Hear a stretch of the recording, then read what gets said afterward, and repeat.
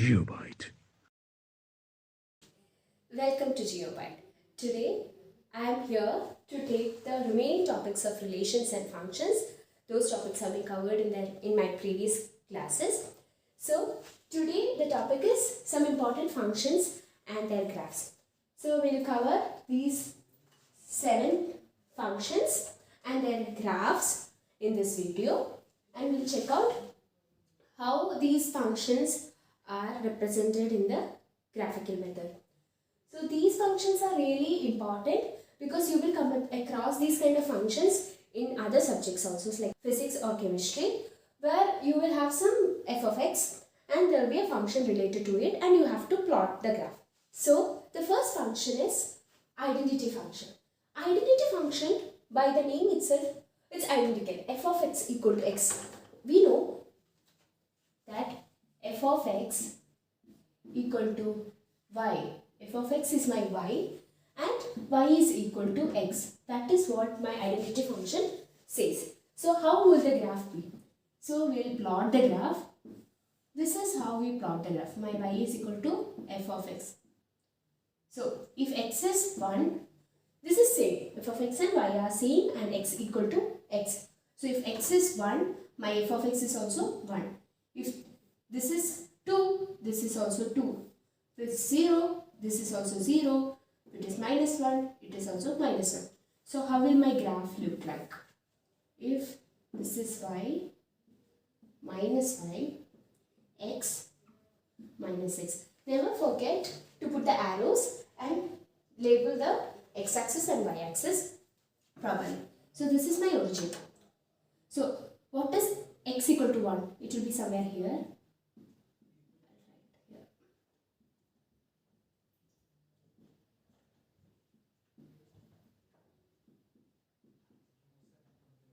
So if x is equal to 1, then it will be somewhere here, and y equal to 1. So it will be this point. What is 2 and 2? It will be somewhere here. 0, this is the point. Minus 1, this is the point. Minus 2, this is the point. So it will be a straight line. So f of x equal to x, which is identity function, gives me a straight line in the graph.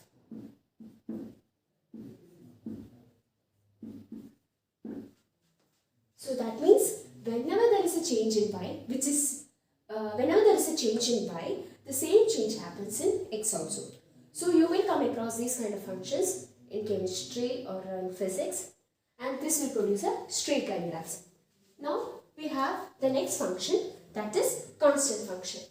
What is constant function? By the name itself suggests that constant. So what is constant function?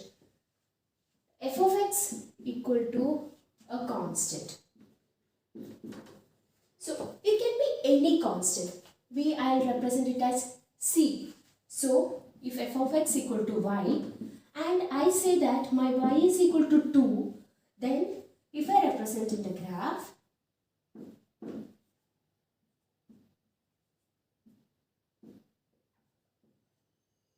we'll see how it looks like.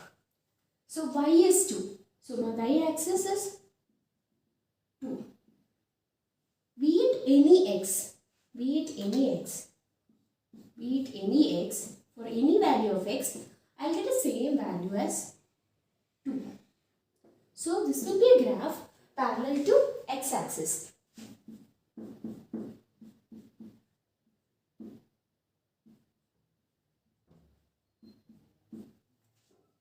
Parallel to x-axis. And if I say x equal to 2, then how it would be?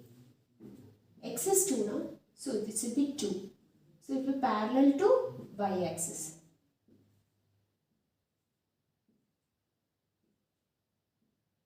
So for any value of y, I'll get same value of x.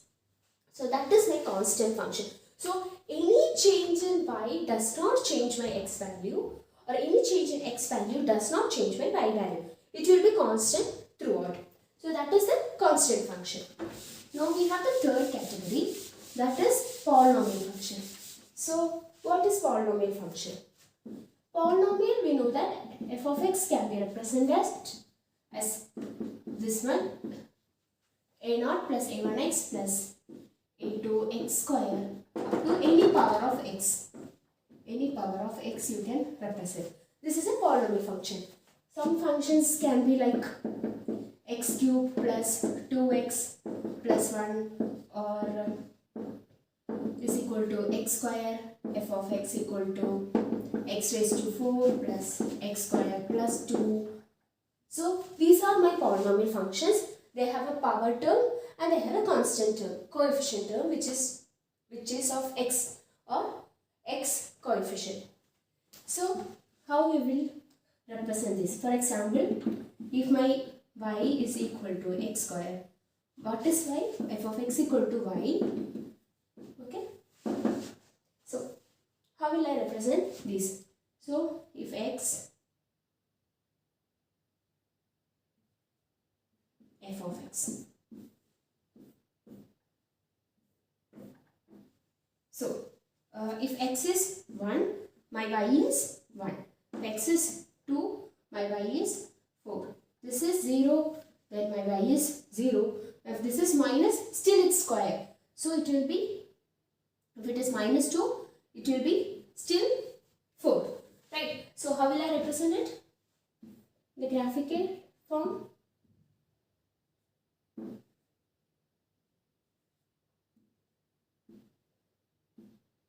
Okay, we'll represent. If it is 1, then it is 1 here. If it is 2, then it will be 4 somewhere here. This is for 2.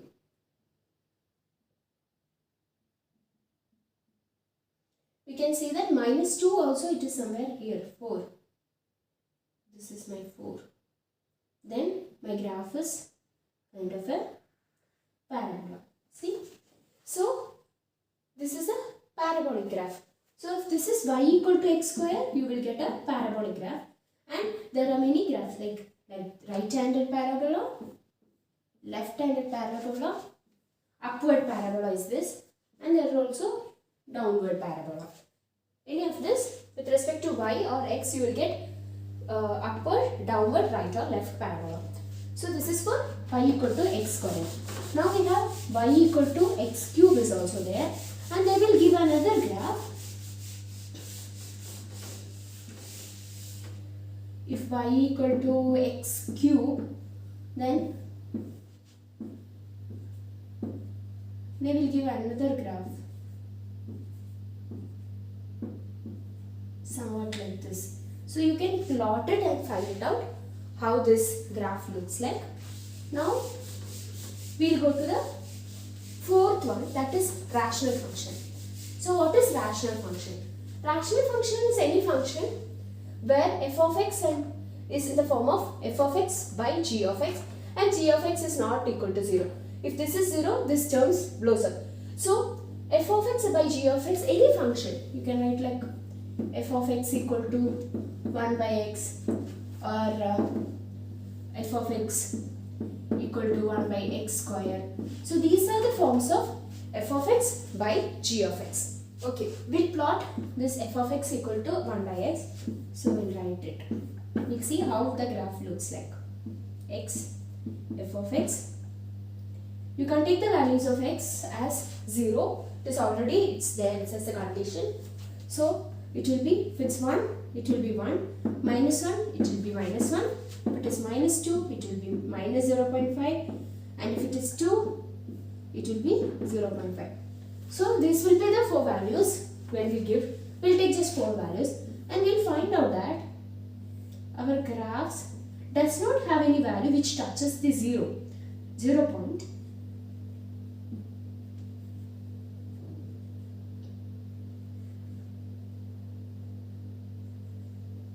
So you will find that there is a graph like this which does not touches the 0 point. So this is how the graph goes for rational function which can be represented in the form of f of x equal to 1 by x. So this is the graph. Now the next is modulus function. From modulus function, you already might have come across the word modulus. It says that there is only positive values. So be it any value, it will take only the positive side. So for modulus function, for this, we can say that f of x equal to modulus of x. Be it -1, be it 1, be it -2, 2, be it any value of negative, the y-axis will have only positive values. That is what it is meant by modulus. So if you take -2 modulus, it will be 2. You write 2 modulus like this, 2. So be it -10, it will be 10. It does not consider the signs, it will take only the value. So we'll see how this graph looks like. So we can say that we'll plot it x, y, -2, it will be 2, -1, it will be 1, 0, it will be 0, 1, 1, if it's 2, it will be 2 itself. So how will be the graph look like? We'll find out.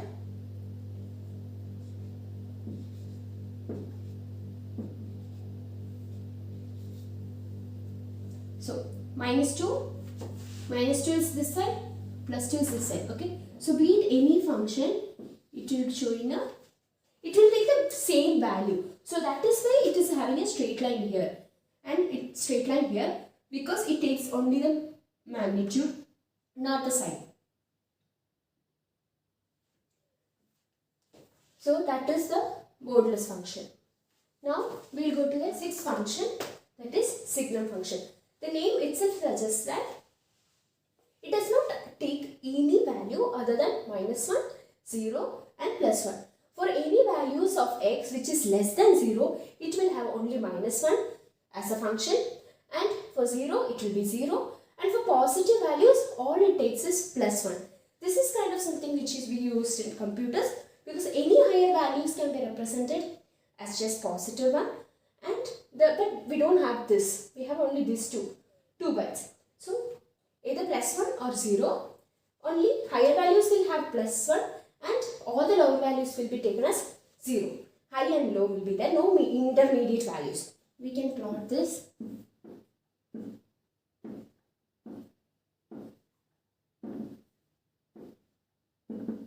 So this will be the graph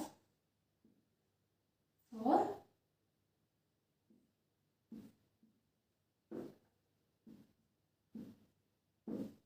this will be the graph for the signum function. For any values of x, it will take only -1. Negative values of x. For positive values of x, it will take only the value +1.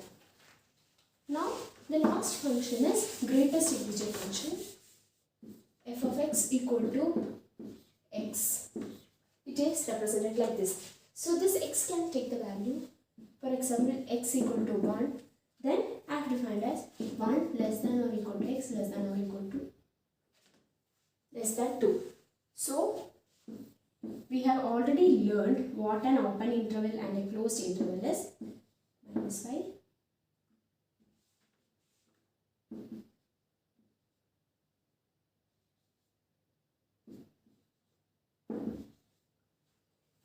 See, so any values, if greatest integer function is represented like this, square bracket of x equal to 1, then any values of x will be less than 2 but not equal to 2, greater than 1 but equal to 1.